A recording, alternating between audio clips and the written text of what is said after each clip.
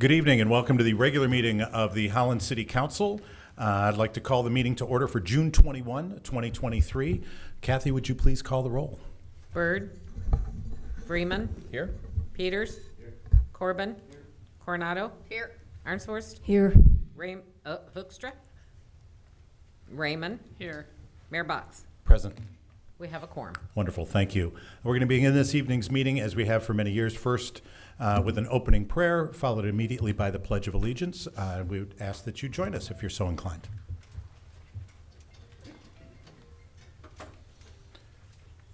Please join me in prayer if you're so inclined. Lord, thank you for a wonderful day, beautiful sunshine, warm weather, the start of a new season, reminding us that time keeps moving forward and that you are always in control of all that happens around us. Lord, give us wisdom.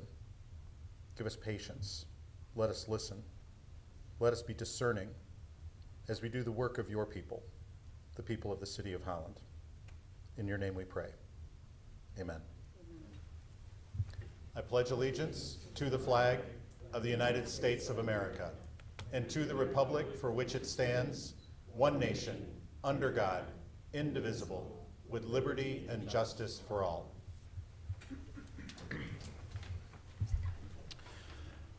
Next item on our agenda are our consent agenda items. These are items that are considered to be fairly routine and have been reviewed by council as part of our council packet, and they will be enacted in one motion unless a member of the audience or a member of council asks to have an item removed from the consent agenda and placed in its regular order on the regular agenda. But before I ask that, Kathy, would you please review the consent agenda items for us? 4A, absence excused. 4B, approval of minutes, June 7, 2023 regular meeting, and June 14, 2023 study session. 4C, oaths of office. 4D, written petitions communications. Tax abatement PA 198, ATC drivetrain, 1285 Waverly Road. 4E, written petitions and communications, tax abatement PA 198, VP Tool and Supply LLC, 72 West 64th Street. 4F, Holland Board of Public Works, fiscal year 2024 property insurance coverage for HBPW energy production assets. 4G, Holland Board of Public Works, fiscal year 2024 terms of service updates. 4H, Holland Board of Public Works, conclusion of pilot compensation program. 4I, City Clerk, charitable gaming license, adopt resolution. 4J, Finance, fiscal year 2023 year-end budget amendments. 4K, Finance, declare items as surplus. 4L, Finance, March financial reports. 4M, Public Safety Services, Allegan and Ottawa County Hazard Mitigation Plans updates, adopt resolutions. 4N, Management and Administrative Services, Neighborhood Enterprise Zone Certificate Application for 667 Hastings Avenue LLC project at 667 Hastings Avenue. 4O, Management and Administrative Services, Neighborhood Enterprise Zone Certificate Application for LC Montes Properties, 780 Columbia Avenue, adopt resolution. 4P, Management and Administrative Services, Downtown Development Authority Board reappointment. 4Q, Management and Administrative Services, Human Resources, MERS 457 Plan Addendum to allow employer contribution for eligible employee groups. Great. Thank you, Kathy. Is there any member of the public that would like to have an item removed from the consent agenda and placed on the regular agenda? Seeing none. Any member of council that would like to have an item removed from consent and placed on the regular agenda? Seeing none there either. What is the pleasure of council in regard to the consent agenda? Move to approve the agenda as presented. Moved by Vreeman. Is there support? Support. Support by Coronado. Any discussion? Seeing none. Kathy, would you please call the roll? Freeman. Yes. Peters. Yes. Corbin. Yes. Coronado. Yes. Arnsworth. Yes. Raymond. Yes. Mayor Box. Yes. Motion carries. Great, thank you. Next item on our agenda is public comment. Under the Open Meetings Act of the State of Michigan, we provide the opportunity for the public to speak at any of our public meetings, but whether those are council meetings or board, committee, or commission meetings. We do have some rules that we would like you to follow. One, you may only speak one time at the meeting, and we do limit your time to 5 minutes. There are 3 lights on the dais in front of me, a green light, a yellow light, and a red light. Green light means you're doing well on time. Yellow light means that you have 1 minute left, and when the red light comes on, your time has expired, and we are strict about that. This is one-way communication. It's an opportunity for you to speak on any subject that you would like to. We don't engage in discussion at this time or answer questions, but if there's an issue that there may be a need for some follow-up, our staff may be able to follow up with you after the meeting. When you approach the podium, please state your name and the municipality in which you live. Having said that, is there anyone here who would like to address council? If so, please come forward.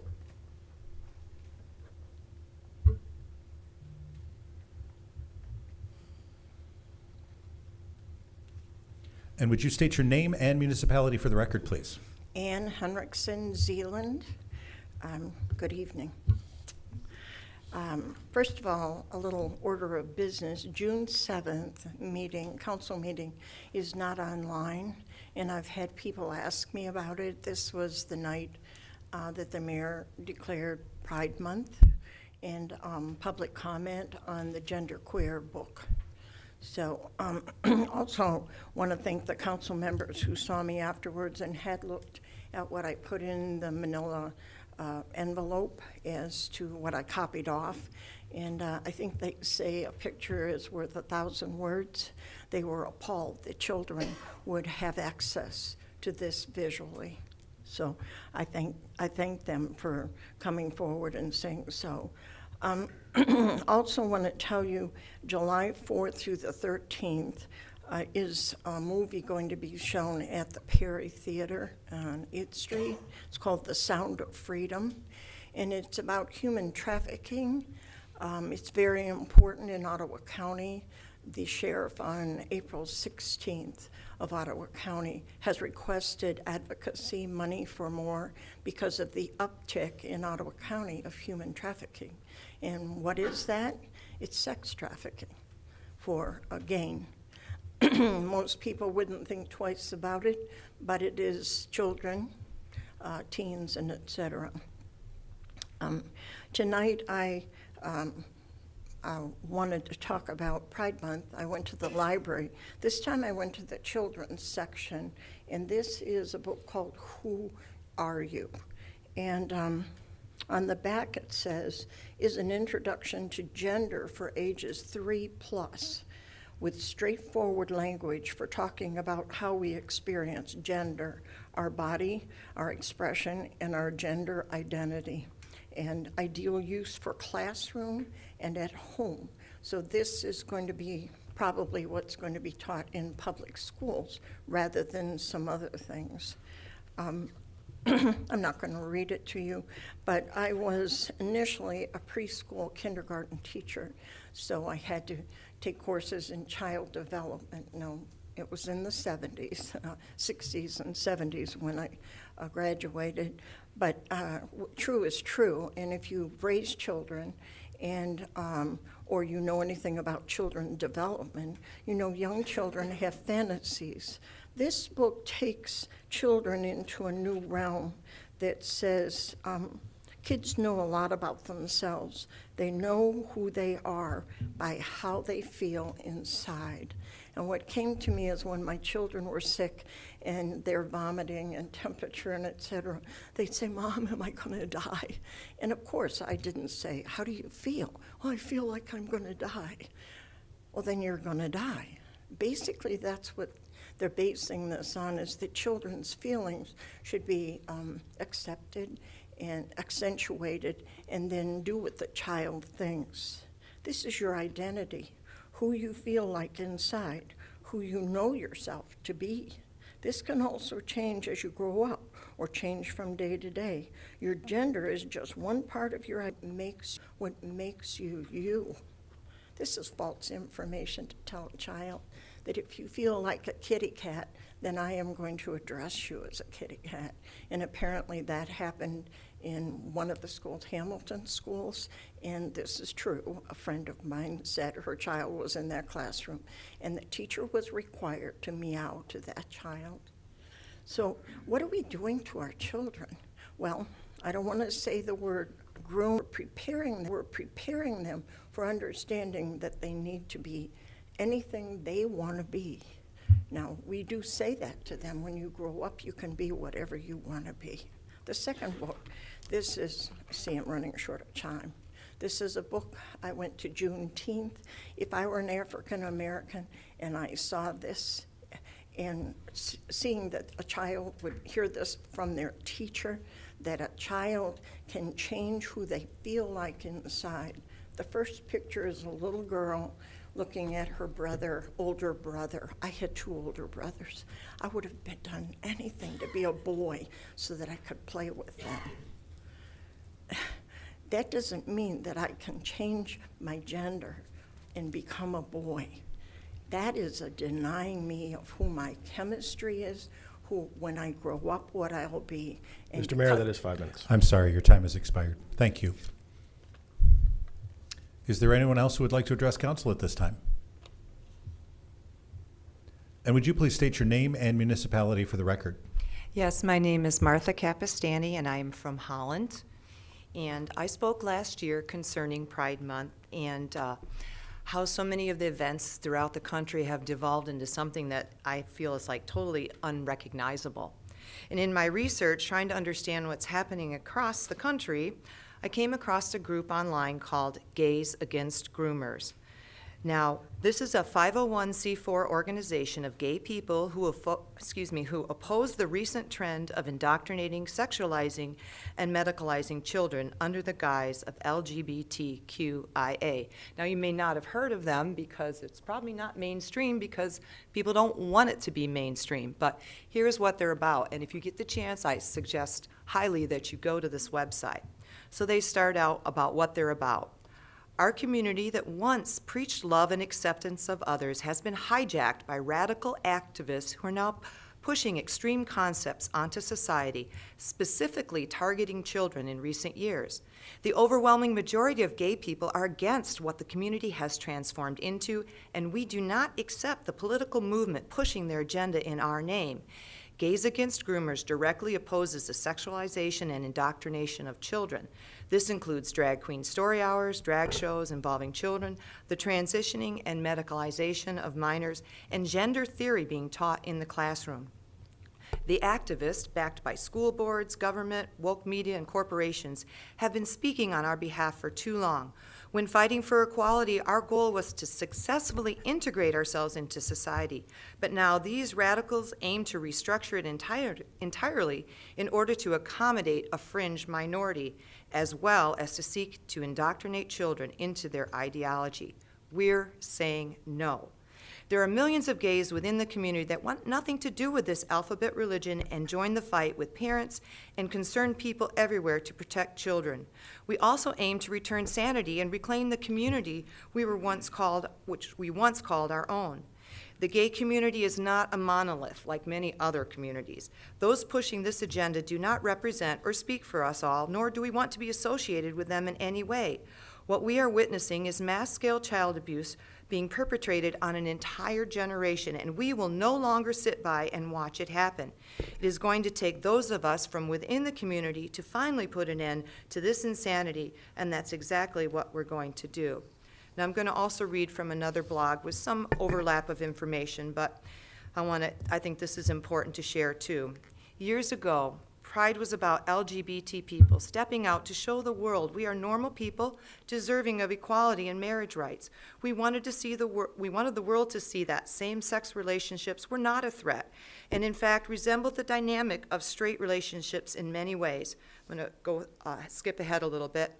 We marched for our rights until they finally got through a really tough battle, gay marriage legalized in 2015.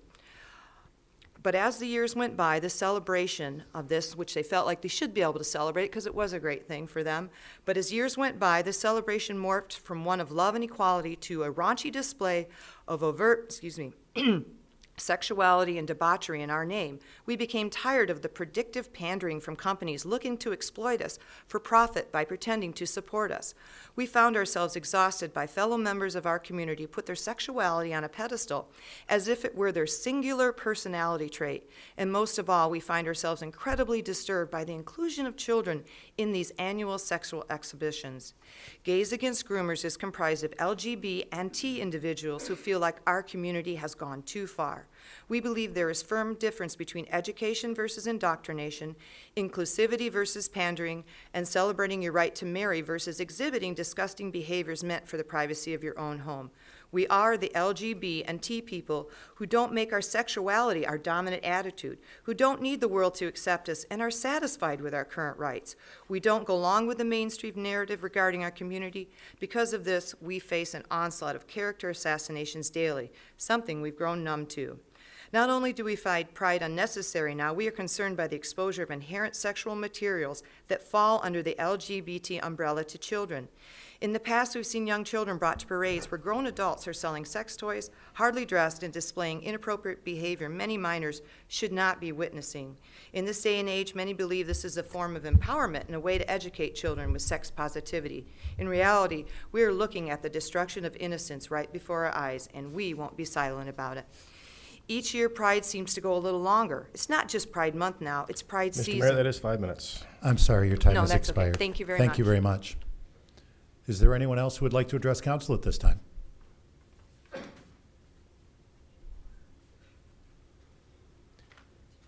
And would you please state your name and municipality for the record? Thank you, Mr. Mayor. I'm happy to. Jim Story, City of Holland, Allegan County portion. I would give a report on Allegan County government.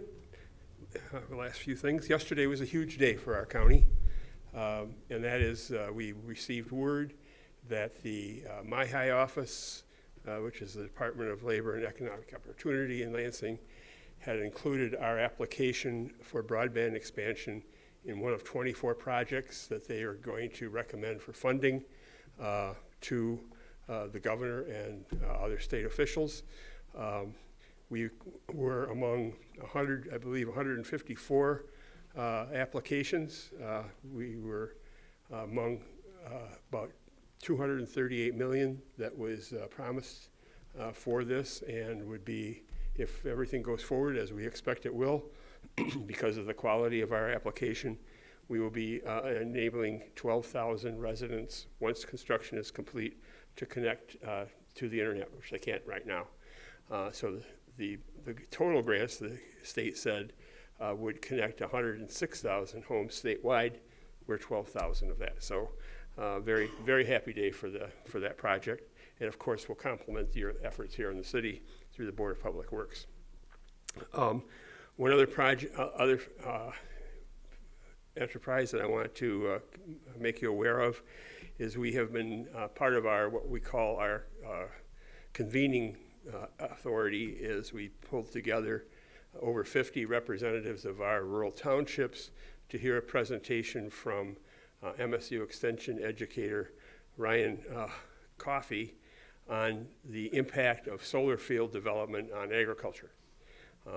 As you may know, Allegan County is either the top or one of the top agricultural producers in the state, and the solar field developers are running around with big checkbooks trying to get the fields converted to solar fields. No one's against solar energy, but the trade-off with agricultural production could be devastating, and would, if allowed to go on our most productive fields rather than seeking out those that aren't productive, could have a very negative effect on food prices and, of course, the quality of our industry. And one other area that I wanted to highlight, one of the boards on which I serve as a consequence of being a county commissioner is our Community Action Agency of Allegan County Board. And we just issued yesterday our annual report. I'd like to leave copies, if I may, with the administrative assistant manager for you to take a look at. But a couple of things I wanted to highlight, and that is one of two areas where we have a lot of services in Head Start and early Head Start. Last year in August, we started for the first time having a 365-day Head Start program at 2 of our centers. We are working right now to develop a new site for it so that we can further expand the services. But last year we served 322 children and 294 families. On the other end of the spectrum, that's children, senior services, we delivered nearly 100,000 senior meals and also provided a number of home care facility services to seniors. So those are a couple of things that are going on in the county right now. And as I have a minute or two left, I'd be happy to respond to any questions at your direction, Mr. Mayor. Thank you very much. Appreciate it. Thank you. Yep. Is there anyone else who would like to address council at this time? Seeing none, I will close the public comment period.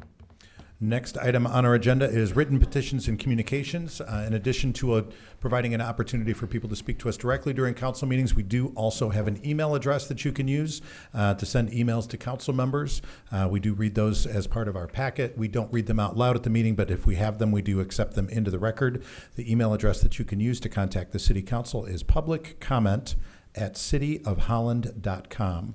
That's publiccomment@cityofholland.com. And we do not have any of those this evening. Next item on our agenda, item 10, adoption of ordinances from the Planning Commission, 1055 Lincoln Avenue rezoning request. Mr. Van Dyken. Yes, Mayor, thank you. This does come to you from the Planning Commission, and as such, Steve is going to explain in however much detail you would like this rezoning request. Thank you, Matt. So I do just have a couple slides in your presentation here for you tonight. So really what you are being asked to make a decision on is a small rezoning at 1055 Lincoln Avenue. So on the screen there, you kind of see the area that is circled.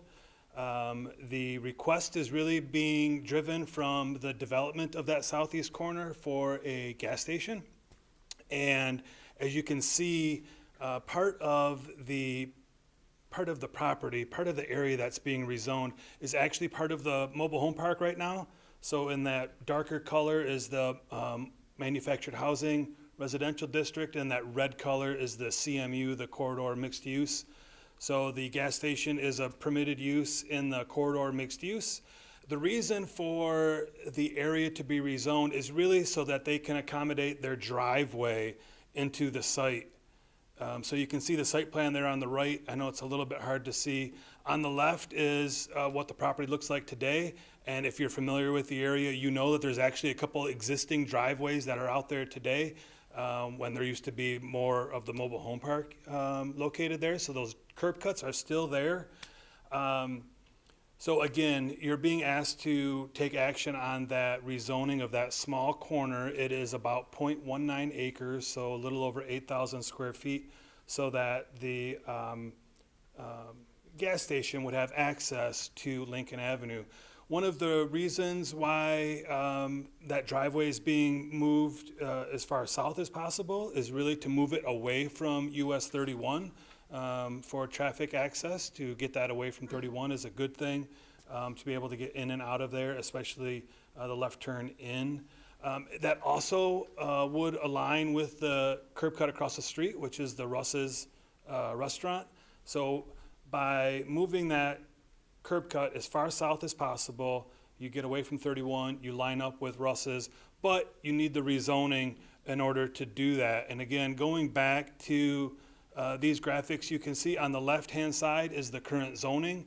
So right now, that zoning line follows the property line of the mobile home park and that commercial zoning to the north. But the master plan, the future land use map, shows you that we had kind of contemplated that this access would be part of the commercial area, but that isn't following the property line. And so that's really the difference there between the two maps. So the rezoning request is certainly consistent with the future land use plan. I think when we did Udo and we rezoned those areas, we were simply following property lines, which you try to do as much as you can so you don't have kind of split zoning. This project has already been to the Board of Appeals. They needed a couple variances because of this driveway. Because of the history of the mobile home park, there was a certain requirement that they maintain a certain amount of property with the mobile home park. Obviously, that is being reduced by, as I say, about 0.2 acres. That was approved by the Board of Appeals, as well as the ability to essentially cross that property line with the driveway and not have any setbacks. And then this project has also been to the Planning Commission, has been approved there as well. It was a 6-2 vote to approve both the site plan as well as the rezoning. So that is a long explanation to say that the recommendation to you tonight is to approve the rezoning of that 0.19 acre corner of 1055 Lincoln from the mobile home park zoning district to the corridor mixed use district. Great, thank you. Questions from council, and just a reminder, I always like to remind myself of this as well, that all we're voting on is the rezoning request, not the site plan itself. That's the Planning Commission's duty to do that. So we're looking at whether or not we would be willing to rezone this small corner, and any allowable use after that rezoning would be allowed in there. There is a site plan there now, but that's not what we're voting on. So questions, comments from council members? Yes, Ms. Ernst-Horst. Yes, thank you. This little parcel belonged to the mobile home park? At one Did it time, not? yes. Yes, that was in question. And were they noticed, the people in the, They were. and any We response? haven't received any comment from anybody in regards to the public hearings that we've had. Okay, thank you. Any other questions, comments? Mr. Peters? Apparently, the vote from the Planning Commission wasn't unanimous. Can you give me some idea of what the dissenting votes were kind of centered around, what their concerns were? Yeah, I think there was probably a couple items that were brought up. One was just the proximity of the residential area and sort of the impact that it could have on them. And then I think there was sort of this debate about the need for an additional gas station. So there really wasn't a whole lot of discussion in regards to the rezoning portion of that.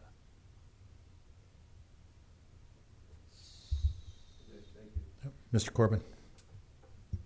Two questions, I'll ask them, and then hopefully you'll remember them and can answer them in that sequence. So from a public notice perspective, did the notice go to the property owner or to the residents who live individually within each mobile home on that property?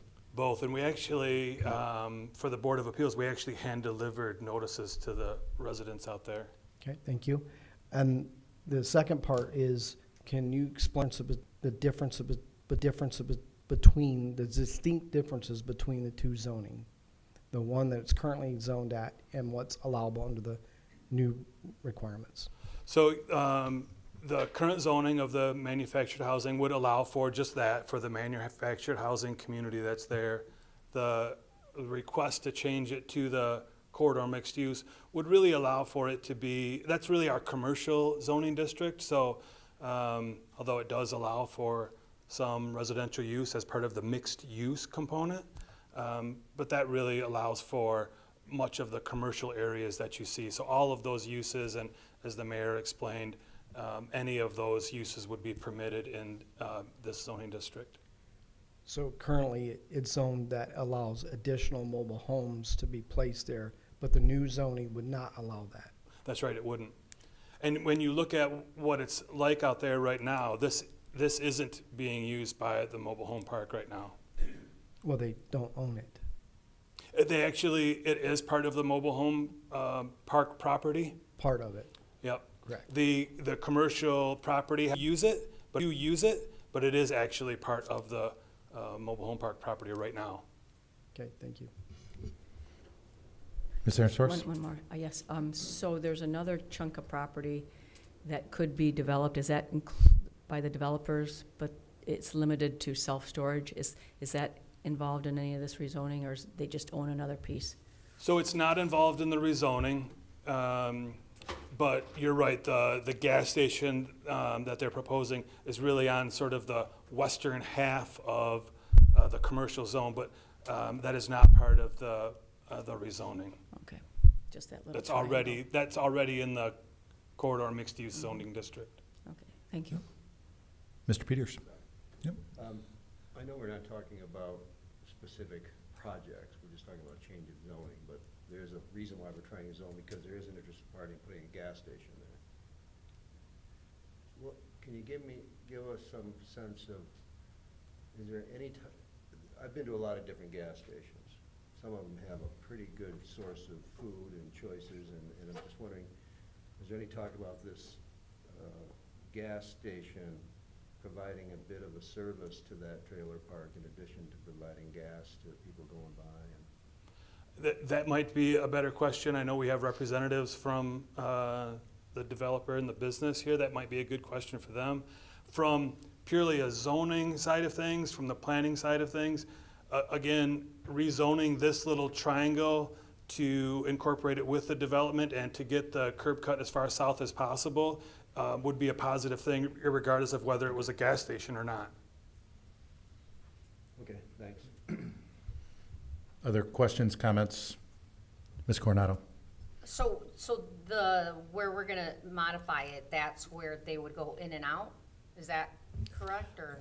That's correct. Where where the rezoning is being requested would be their curb cut. That is where, I know it's a little bit hard to see, that's where the curb cut is right now, so they'd be able to basically utilize the old curb cut, the existing one that is out there. So yes, where it's being requested to be rezoned, they would be able to get access into the site there.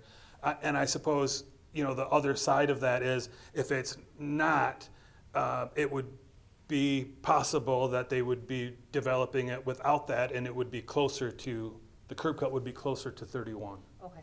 So currently, when I drive by there, they usually have like a car lot or something. So how do they get on and off right now? Like, just, I think, correct me if I'm wrong, but more down? There's middle? actually a second curb Right. cut a little bit further north that gets you on and off that property. And that one's not sufficient? They're just trying to, with traffic and whatnot, move Well, it? we don't, from a traffic side of things, access management, we don't want them closer to 31. Right. Imagine trying to, the gas station, right? They're gonna be getting a lot of traffic right from 31, so they'd be making a left into that site. Well, if you've got traffic going north from the light, it backs up a little bit. Now you've got traffic trying to make the left in. Now all of a sudden you're backing up onto 31. So No, we really don't I want them. get that part. No, I was just making sure that, I guess if they use that one already, I just wondered if that was the reason why, to avoid more, because that's a busy intersection already, so anyways. That's It all is I have. busy, and yes, we want that curb cut as far south as possible, For everyone's safety. for everybody's. Yes, so, thank you. That's why I say, regardless of it being a gas station, getting that far south is a good thing for everybody. Thank you. Ms. Raymond? So what you're saying, Steve, is that if we don't approve the rezoning, then they would be allowed to put the curb cut where it is? The current. We don't control this portion of Lincoln. This is under the state's jurisdiction, and they haven't given us any indication that they wouldn't approve a curb cut further north. Yeah, and I want to make sure we stay on the rezoning portion of this rather than, it's easy to I wanna get it. gum up to that line too, but I want to, and yes. Mr. Mayor? Yes. The ZBA action is expressly conditioned on rezoning. So if the council does not rezone, what happened at the ZBA was conditioned on rezoning. So that approval would not then be effective, obviously. And same thing with the planning commission. But of course, they'd be able to turn in a new A application. different site plan, to do different, something potentially a different site plan, yep. But specifically what we're talking about is the rezoning for this small triangle. Yes, sir. Yep. Any other questions for staff? Great. None that are- Nope. All good. All right. Thank you, Steve. Appreciate it. What is the pleasure of council in regard to the rezoning request for 1055 Lincoln Avenue? Move to approve the rezoning request. Moved by Freeman. Is there support? Support. Support by Coronado. Any discussion? Mr. Corbin? Yeah, just a public comment. I'll be voting no on this agenda item. And the reason for that is we continue to argue for housing in the city of Holland. and we are now removing one more option for housing. And this is despite what is being planned for the site. We're not talking about that. We're talking about rezoning from a potential residential option for us to a commercial option that doesn't allow for that. And in that case, we are already strained for property that allows for that. So in this case, I'm going to be voting no. Any other discussion? No, but I guess I do have a comment, and I can't disagree with that, Commissioner Corbin. I think the number of gas stations, that's why it's, we're limited to the rezoning, and there are so many questions. I wasn't on Planning Commission, but I was on the Board of Appeals, and I heard the arguments, and it's a little frustrating. A lot of gas stations, a busy area, as you said, it's busy no matter what, even without a gas station there. You must have done your homework and figured this would be a viable business in this area. It's a struggle, I think, to approve something like this. Hi, may I just address the comment? My name is Mike McPherson. With Yeah, that, we need you to state your name and municipality for the record. Okay, Mike McPherson. And we're only talking about the rezoning aspect of this. Yes, sir. Mike McPherson, Southfield, Michigan. Civil engineering consultant for the project. And I just want to address the residential comment in that this little. Mr. Mayor, point of order, I just need to get legal advice. Once we have a motion and a second on the table, is public comment warranted at this point, or is it just board discussion? Just want to make sure.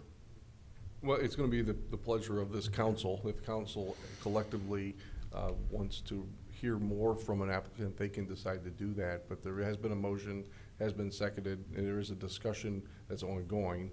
I think it's up to this council to decide if it wants to hear further public comment or questions or answers. And I have no opposition to that. I just want to make sure we're following board rules and policy here. And then in terms of process, do we need a motion then and a second and a vote in order to go that route? I want to make sure that we're following process here. And this is one we haven't done before. I think that could be useful for the record because we have a motion on the floor, we have a second, and it is a discussion period. So if you're suspending discussion period to take on additional information, it is probably useful to have the record say, council considered that and voted to reopen a question and answer time. All right. Is there anyone who is interested in making a motion to suspend discussion to get further information from the applicant?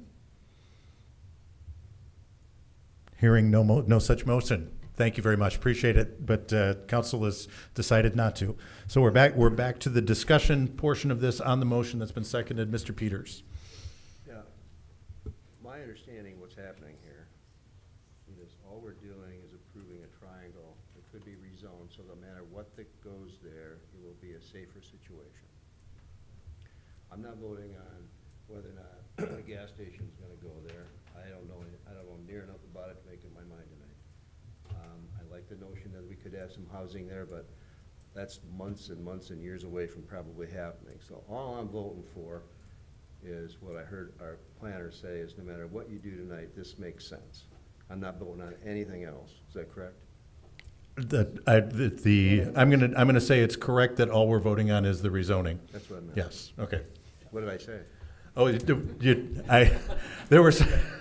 there were some opinion pieces in that too, there in that long statement, Jay. So I just want to make sure that I want my opinions known. that's true. I am only agreeing with the factual statement, not necessarily. I may agree with the opinion piece as well, but I'm only at this point agreeing with the factual statement. We'll leave it at that. Just point of clarification, Yes. we're voting on its use, the use of this property, how we would like to see the community use, or how we'd like this property to be. We are voting on the possible use of this particular parcel. Correct.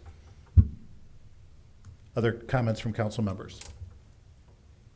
And I'm gonna reply to both of those now. One is, this is corridor mixed use. It's not eliminating the possibility of housing, because residential use is one of the allowable uses within corridor mixed use. And while would not be mobile home park property anymore. It doesn't, and Scott, I don't disagree with you that there is the possibility that if it stayed allowable for mobile home parks, that they might expand that. But actually, the opposite has happened there over the last several decades. And I know that because I actually was the attorney that represented the mobile home park probably 20 years ago when the parcel that's in red here used to be part of the mobile home park, and they decided they didn't want to use it as mobile home park anymore, and took the mobile home park portion of that out. And that, in my opinion, that little corner, if they were planning on using it at any point in the future for mobile home park use, they probably would be doing that already. We're talking about 0.2 acres, 8,000 square feet. I don't know how many mobile homes you might be able to fit on that particular spot, but I agree with Jay that this one creates a more safe use, and for not only for the people that are going to be using that for particular parcel, but for the thousands of people who travel through that intersection all of the time. And while there is a site plan out there, we don't know if that's going to be the use of that property in the future, and corridor mixed use does not prevent the possibility that it's used for residential use. Any other comments or discussion from council members? Yes, Ms. Coronado. I have one. I guess over the years, I've noticed that, like you said, they haven't used it for mobile homes or whatnot. They've used it for, there's been a lot of traffic already, congestion, the parking lots and Christmas trees, at least what I remember. But like you said, we're just voting on making it safer for that little triangle. So the access. We're voting to change the Right. allowable use for Right. that particular triangle. So, to me, that seems, regardless of what they use, it's gonna be safer for everyone, using US 31 and Lincoln, so, Yeah. thanks. Yeah. And if I wasn't clear before, I do not represent any of the parties related to this at this time, nor have I for decades. So if anybody has any question about that here or anywhere else, I don't. Ms. Coronado. Ms. Coronado, Ms. Raymond, sorry. It's okay. Yeah, my concern about this is the effect it will have on the mobile, in particular, that northernmost row of mobile homes. And we keep talking about the thousands of people that travel that road and the thousands of people that might use this proposed use. So that's my concern. I hear what you're saying about this. I'm concerned about that too, that obviously having the entrance farther south is safer, but it also, I think, has a detrimental effect on the folks who live in that park. Any other discussion? No, Ms. Sarasors. Yes, now that is part of the plan, and that was, I would want to talk about the plan, but we aren't only talking about rezoning, because Yes. I know noise and light and all that, but that was the planning commission. That's at the planning commission level. So this is rezoning, okay. Yeah. So- We are only making a decision on whether we think that it would be appropriate and beneficial to the community for that parcel, that triangle, to be rezoned and to be used for any of the potential uses that could be used under the corridor mixed use. Thank you. Yep. Mr. Corbin. So just to rebuttal your statement of the 0.2 acres, I get the amount. It's the principle that I'm speaking to. We continue to mention how properties are adjacent to one property or one zoning classification versus another, and said because it's close and it's near, why can't we reclassify the entire property? I don't know what the future is for this, but I can tell you, you make it commercial, it's going to increase the value of that property next to it where the trailer court is exponentially. And that's gonna put a lot of pressure on those homes and that homeowner. And I don't wanna get too deep into the philosophical approach to zoning and how that influences prices and sales and all the above. But I think it's gonna have an impact to those not property owners, but the people living in that trailer court. So to me, I think being careful how we rezone is very important as a city. We have to be very cautious as we approach different properties, and just because they're adjacent to one or another, we need to be very careful how we're rezoning. So that's, again, my concept, or my position on this rezoning. Thank you. Any other comments from council members? Any other discussion? Kathy, would you please call the roll? Peters, Yes. Corbin, No. Coronado, Yes. Airsource, No. Raymond, No. Vreeman, Yes. Mayor Box. Yes. 4-2-4-3. Which way? Mr. Mayor, you Four, need four five. yes, 3 no. And we need 5 on the rezoning, even though it's not a majority of the members present, it's 5 total? That's my opinion, yes, you need 5 total. All right, Yeah. Motion fails. motion fails then. Thank you, Mr. Duckworth. Next item on our agenda is item 12E 4.1, City Holland Board of Public Works Insurance Program. Mr. Van Dyken. Yes, thank you again, Mr. Mayor. This one, I think most of the folks on council have been through an insurance renewal, but we've got a few nuances, I believe, in this one that I don't recognize as far as timing. So Lynn, I'm sure, will go through that. And then I believe we've got a representative from Marsh here as well, if you have any further questions. All right, good evening, Mayor Box and members of City Council. So the City of Holland and the Holland Board of Public Works have a combined insurance program, you may be aware from prior years, and we work with Marsh USA after selecting them in February of 2022 as our agent of record. And we have Jody DeVries with us this evening from Marsh, who's going to come and provide a few more comments in a little bit. But tonight is usually the time of year where we come to you with the insurance program. And we've always had a renewal date of July 1st. And this year we're going to add a little twist to that, because what we've come up with is this time is really difficult market. There's a lot of competition. Either the renewals are typically done in our space for either a July 1 or a January 1.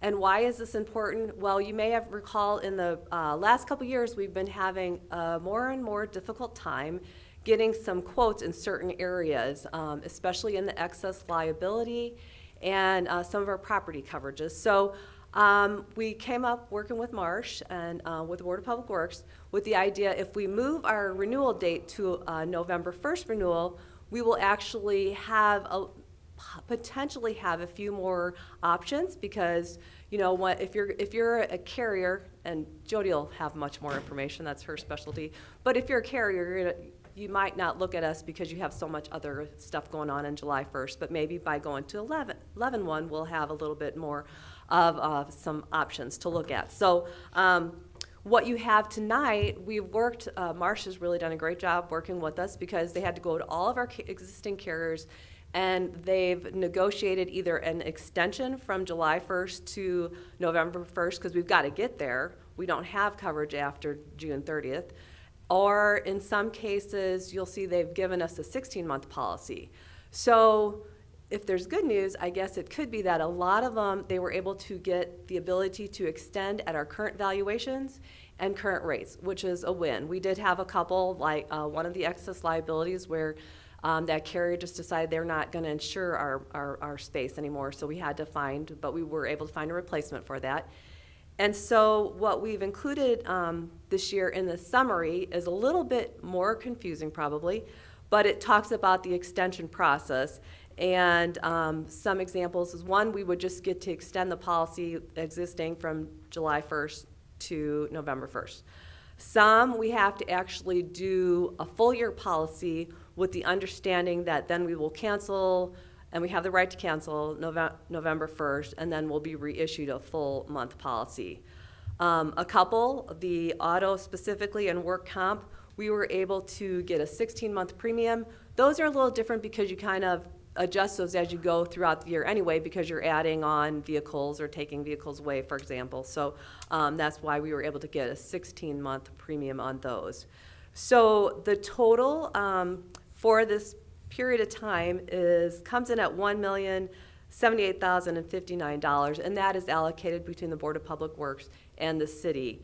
And again, it's not just some of those. Two of the biggest parts of those are actually 16-month policies. So what we're proposing is to go with the recommended policies and the terms from Marsh USA.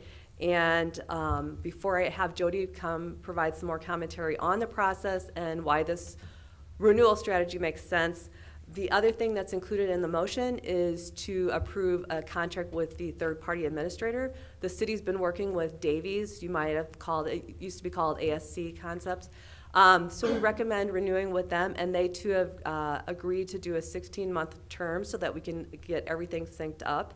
And so that's part of your recommendation as well.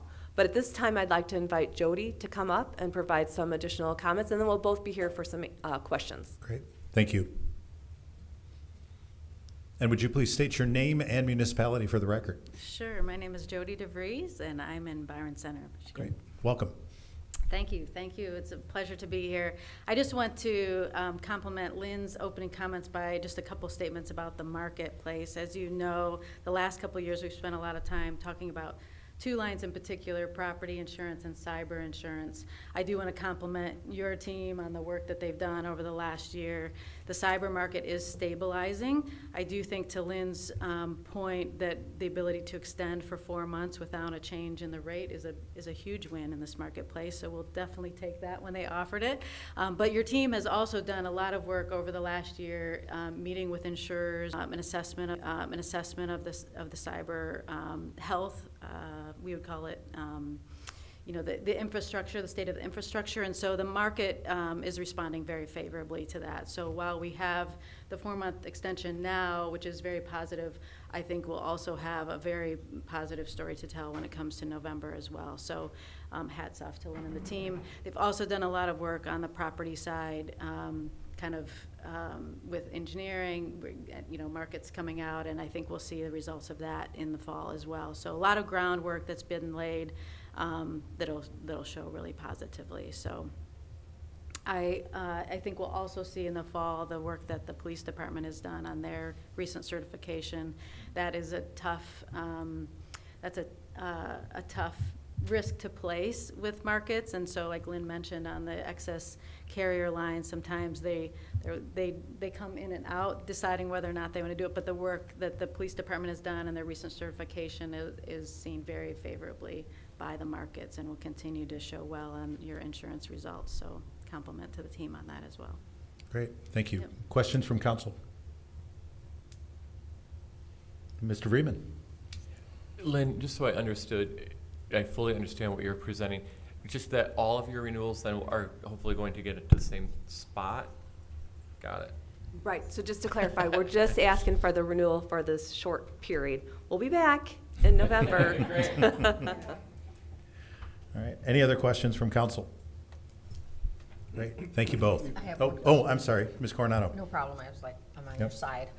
So that accreditation, I think that you're talking about that the police department did, that improved, that helped our rating, correct? Definitely. And I think I seen a police squad car today and it said something accreditation and I didn't get the whole name of it, so. Yeah, so kudos to them. you'll see the impact of that positively at the November 1st renewal, because all of these carriers, including your primary coverages, agreed to extend for the 4 months. They didn't re-rate or go back through the underwriting process. We just took the extension, but you will see the positive impact of that at the November 1st renewal. Well, Yes. awesome, thank you. Great. Other questions from council? Great, thank you very much, appreciate it. What is the pleasure of council in regard to the city and Holland Board of Public Works Insurance Program? Move to approve the city HPW insurance program request. Moved by Vreeman, is there support? Support. Support by Ernst Horst, any discussion? Mr. Corbin? Just one comment.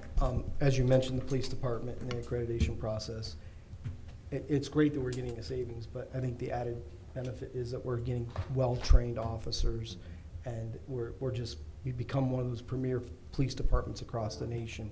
And it's that they do that on their own, and we're just the beneficiary of that because of the insurance premium. So I just want to shout out to the police department for all their work on what they've done. Any other discussion, comments from council? Seeing none, Kathy, would you please call the roll? Corbin, Yes. Coronado, Yes. Arnshorst, Yes. Raymond, Yes. Vreeman, Yes. Peters, Yes. Mayor Box. Yes. Motion carries. Great, thank you. Next item on the agenda, 12E 6.2, Human Resources, Fiscal Year 2023 Non-Union Wage Adjustment Proposal. Mr. Van Dyken. Yes, Mr. Mayor, thank goodness. These are always exciting. I went through a few years where we didn't have non-union wage adjustments, so these days are good. Actually following the union contracts, there is just one point of order. The title says fiscal year 2023. Your motion does say fiscal year 2024. It is fiscal year 2024. So the suggested motion is the correct one to make. So Jen, please. Thank you, Matt. Good evening, Council. Good evening, Mayor. Happy to present to you tonight.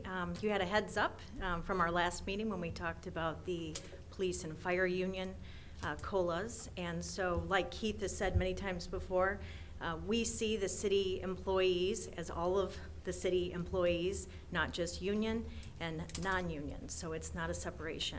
So coming to you tonight, hopefully you've had time to read through the report. You've seen some of the comparables. We collected data from several different municipalities here in West Michigan to see what their cost of living adjustment would be for this next fiscal year. Also, we look at World of Work. Now I can't find it. Yes, okay, so that's a 3.5, yes, at World at Work data. So looking at all of these different comparables to decide what our COLA adjustment should be. But again, our internal comparables are always our union employees. And so tonight, we're here to ask for approval for a 5% increase effective July 1st, 2023, for fiscal year 2024, for a 5% COLA for our non-union employees. Great. Thank you. Any questions from council? And I believe the record shows we have budgeted for that Yes. increase at some point. Yes, and we had originally budgeted 3%, but did have a contingency, knowing that we were in union negotiations. So I do have Lynn's approval and Keith's approval to ask for that 5%. Then we're good, aren't we? Yeah, definitely. It's in the budget.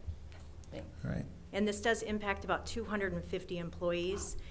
It's all full-time, non-union, and also union, obviously. But then there's about 50 year-round part-time employees that are non-seasonal that would receive it as well. Yep. Any other questions from council? Oh, great. Thank you very much. Thanks. What is the pleasure of council in regard to the fiscal year 2024 non-union wage adjustment? Move we approve. Moved by Peters. Is there support? Support. Support by Coronado. Any discussion? Just thank you for all your work. Yes, and I think it's great that one with the union contracts went so quickly, and I love it that we treat our union and non-union employees the same in this community. We're all part of one big team working together, and it's great that we're able to do that because you guys do great work and definitely deserve it, so thank you. Kathy, would you please call the roll? Coronado? Yes. Arnshorst? Yes. Raymond? Yes. Freeman? Yes. Peters? Yes. Corbin? Yes. Mayor Box? Yes. Motion carries. Great, thank you. Communications from the city manager, Mr. Van Dyken. It's a beautiful day in Holland, Michigan, and I think we should all go outside and enjoy it, so I don't have any comments this evening. Here, here. Promotion. Well done. I wish my report were that short this evening. Although I've got some great things. It could be.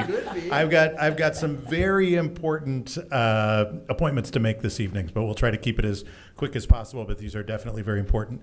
I would ask that the City Council approve the appointments of Baruch de Carvalho to the Holland Civic Center Place Board with a term expiring June 30, 2026.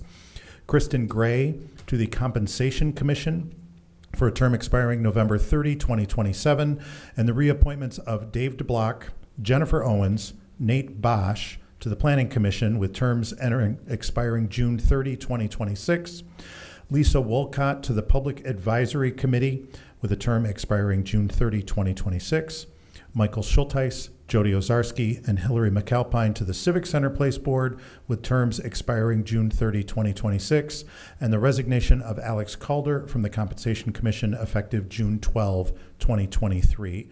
That's council for a motion in that regard. Move to approve that recommendation of all those appointments. Moved by Vreeman. Is there support? Support. Support by, I'm going to give that one to Aaron Source tonight. Any discussion? Just a comment. Yep. I'm just always appreciative of people that are willing to re-engage, re-up, or step to the table that have not been at the table before. And Baruch, in particular, he is on the LAUP staff, so the representation of the Latino community, working with LAUP and now the Civic, I think it's a nice compliment to our community and to him that he says, I'm willing to be engaged in that way. And so, thank you. Yeah, great. Thank you for that. It's always, it's wonderful to have great people stepping up. We've got a lot of boards, committees, and commissions, and we have been receiving some phenomenal applicants to boards.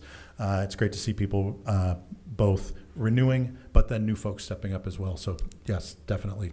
Any other comments, discussion from council? All those in favor say aye. Aye. All opposed, same sign. Motion carries. And I just have one announcement, and it's an apology to council. I do my very best to be as honest and straightforward and forthcoming to council as possible. But at last week's study session, I had to give a bold-faced lie to council members who asked whether or not I was a grandfather yet. I was at the time of the council meeting, but I was not at liberty to be able to disclose that at the time. And Matt, I don't know if you've got the picture there that I sent you. It's not up there and available. I just sent it to you. It's not. Oh, you don't have it yet. All right. So we gotta worry about. We gotta get broadband or something here in the city hall.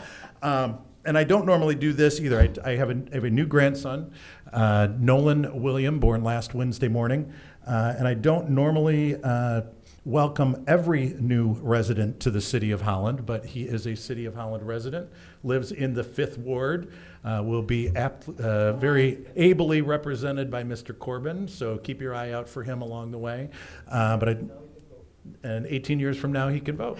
And hopefully he won't have to vote for his father for mayor at that point. So, but maybe some of the rest of us will still be here if we've got the legs that Mr. Peters has. We may still be around. So, and that is all I have this evening. There we go. Oh, good for you on Facebook. Look at that. Yes. And for those of you watching at home, yes, he does have a cast on his arm. He's a tough guy. He broke his arm on the way out, but it'll be fixed in no time. Kids that age are mostly rubber at this point. And here we go. That's Nolan William. William is my dad's name, so it's a special little thing that he's carrying his great grandfather around with him as well. Any motions, communications? Airport Authority meeting this morning. Myself and Mr. Hoekstra, who's not present tonight but was this morning, attended that. Second was the two ladies that were here, and they're at 7:30 in the afternoon here. Well, not quite 7:30, but 12 hours later, they're here with us and with me again, talking about city business, and they did a wonderful job.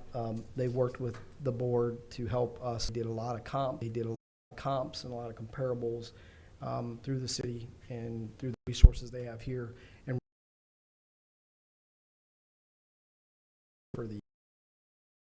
so hats off to them. They did a wonderful job.